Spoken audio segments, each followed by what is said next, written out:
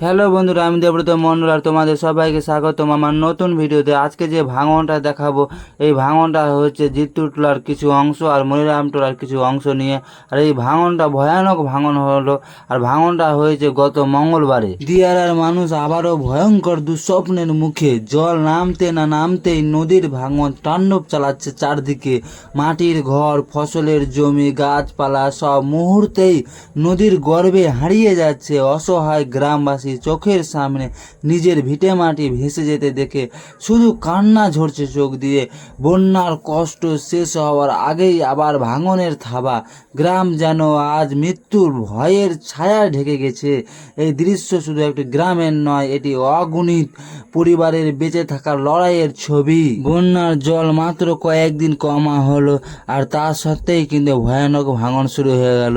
সবচেয়ে বেশি ক্ষতিগ্রস্ত হয়েছে মনিরামটোলা, শ্রীকান্তটোলা, কিন্তু এবার জিত্তুটোলাকেও ছাড়লো না। জিত্তুটোলার পিছনে ভয়ঙ্কর ভাঙন এখন হয়ে রয়েছে বন্ধুরা।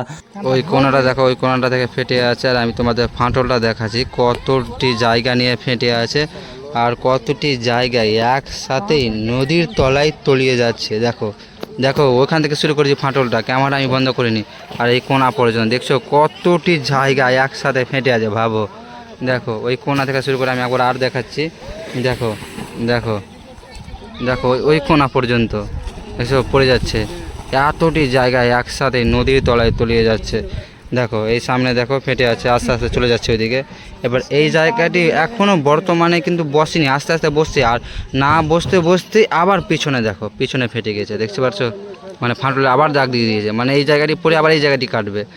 এইরকম পরিমাণে কাটছে, ভয়ানক পরিমাণে কাটছে। অনেকটি জায়গা কিন্তু চলে গেল নদীর গর্ভে, এখনও কেটে যাচ্ছে। আর অনেকটি জায়গা নিয়ে কিন্তু নদীর তলায় বসে যাচ্ছে।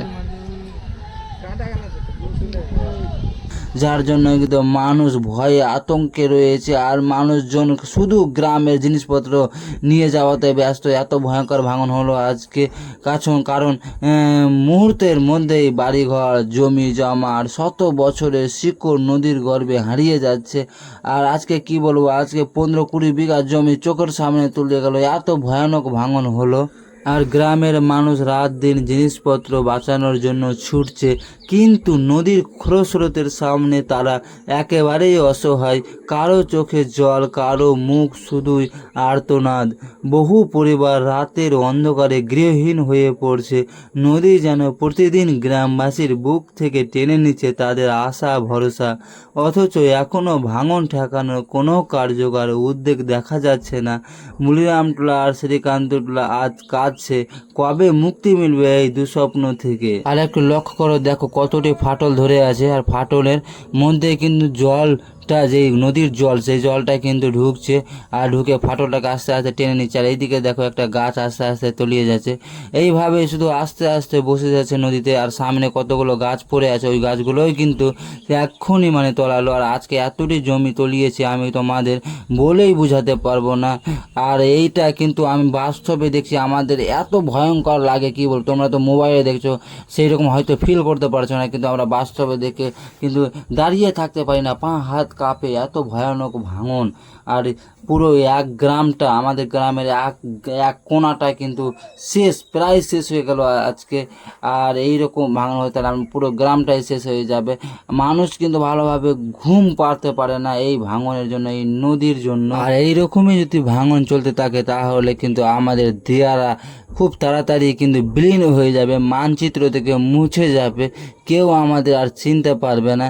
এইরকমই অবস্থা হচ্ছে। আর এত ভাঙন হওয়া সত্ত্বেও কিন্তু সরকার এসে কোনো শক্তপোক্ত কাজ করছে না, এটাই সব থেকে দুঃখের ব্যাপার। আর আজকে কতটি জায়গা মানে 2-3 ঘন্টায় বসে গেল। আমি তোমাদের দেখাচ্ছি, সামনে এই কোনাটা লক্ষ্য করে, এই কোনাটা দেখে বটবৃক্ষর পাশে যে জমিগুলো ছিল, ওই দেখো ওইদিকে বাঁশের ঝাড় পড়ে আছে ওখান পর্যন্ত। আর এইদিকে দেখো এটি অনেকটি ভিতরে চলে গেছে এই পর্যন্ত। আর এখানে দেখো এটি, এই সমস্ত জায়গা কিন্তু মাত্র 2 থেকে 3 ঘন্টাতে বসে গেল। তো বন্ধুরা, আজকে ভিডিওটা এই পর্যন্ত, পরে দেখাবো অন্য ভিডিওতে।